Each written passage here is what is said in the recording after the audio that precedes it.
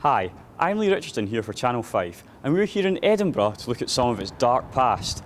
In the 19th century, William Burke and William Hare were mass murderers who lived in the Old Town of Edinburgh. We're joining West Point Tours on their Burke and Hare murder tour for a unique and historical insight into these men. Eventually, Burke does move out. He only moves a few houses further down, still on Tanner's Close, where we were before, but it's important to note that they actually were living in separate places. We're about a third of the way through the tour now. Where are we now and why is this so significant? Well, where we are now is actually what used to be Tanner's Close. It's actually now known as King's Stables Lane. The first part of it's called Chapel Wynd. But what's happening just now is Dougal's just taken the tour down, and he's gone down there to show them exactly where the majority of the murders happened. Only 2 or 3 of the murders happened out with Tanner's Close, and for varying reasons, which Dougal takes the customers into. But this is quite a good representation, even still, of, well, particularly the wall behind me, of what a lot of the housing was like back only, what, it was 181 years ago, roughly. Everyone stuck the boot in for William Burke, and no one else was even really discussed as potentially being part of these murders. It was just Burke, everything being pinned on him. So why do Burke and Hare? Why focus on these mass murderers? Well, there were no other tour companies in the city that cover Burke and Hare properly. There's a couple who actually do the story, but they tell so many lies. So it's about time we actually have a tour that tells the truth.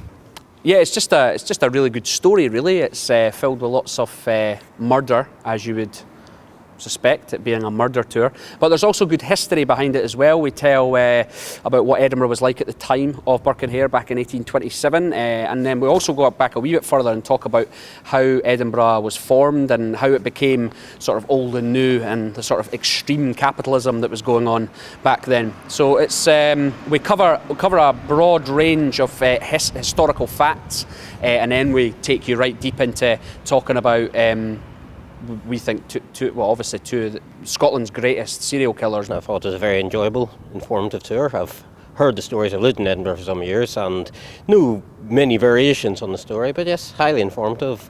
I liked the stance of it. It wasn't just simply portraying them as evil murderers. It did get across the point that while what they did was completely morally reprehensible, the science of anatomy probably wouldn't have progressed in the way it did without what they did. You cannot deny Edinburgh's darker side. It's all part of its history, the medical history, the dark closes, the murders, the atrocious conditions that people lived under. It can't be denied. It's part of this place. It's part of what it is. On our website we've got a guest book page where you can go on and leave your comments, and we've had great comments so far. John Landis came on the tour, the director of the new Burke and Hare film, and he quoted as to say it was inspiring. Well, there can be no doubt that Burke and Hare's legacy will live on for years to come. This has been Lee Richardson for Channel 5 and a spooky night in Edinburgh.